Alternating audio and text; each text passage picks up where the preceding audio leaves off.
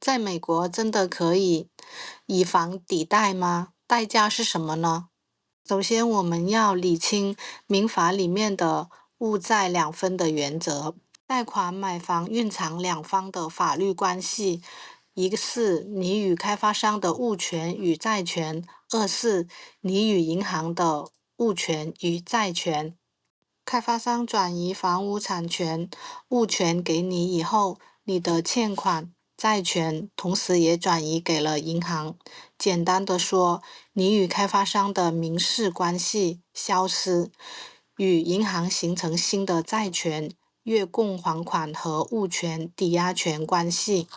银行获得的是债权，但是为了实现这个债权，必须有抵押权，一般可以是名画、古董或者其他的重资产，比如汽车、房屋。说白了，房屋只是抵押物中最常见的一种，或许也是你能拿出来的唯一重资产。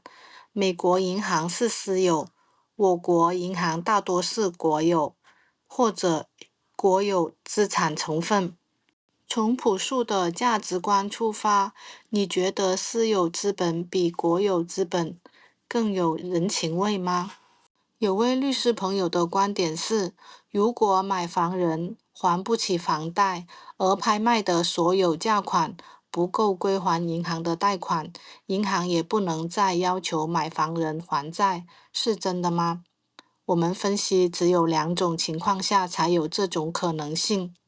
一种情况，你与开发商之间的产权并未转移，也就是说，你买房的实际就是租房，你的月供其实就是房租。因为产权不属于你，你当然可以在不付房租的情况下，放弃房屋的未来的产权。第二种情况，产权已经是你的了，但是想达到弃房不还款，肯定必须购买二级金融产品。果然，这个逻辑应验了。最近刚看到了一段视频，提出美国斩杀线，引起联合国4大常任理事国关没下场，现在连滚带爬，提桶跑路。前天才回到国内的一位博主坐实了这个观点。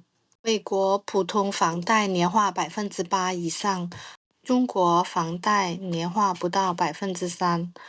如果想放弃房子，而且不还债，还得购买一个10%到14%的贷款保险，整个逻辑闭环了。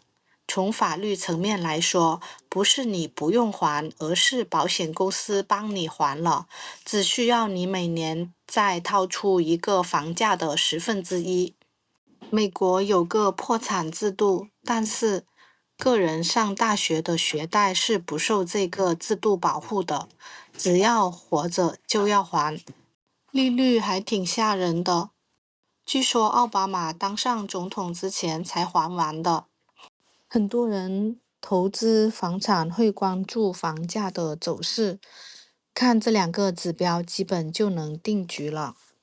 房子降价幅度就看就业市场，如果大规模失业的话，房价肯定会大幅的下滑。涨价看利率的走势，利率如果没有幅度降低的话，房价短期不可能抬头。长期跟踪美国房地产周期，专注能穿越周期现金流型资产，避免情绪化入场。我们更关注周期位置、现金流安全性以及投资的风控。当市场出现结构性机会，就会主动出手，寻找逻辑清晰、回报可测算的现金流项目。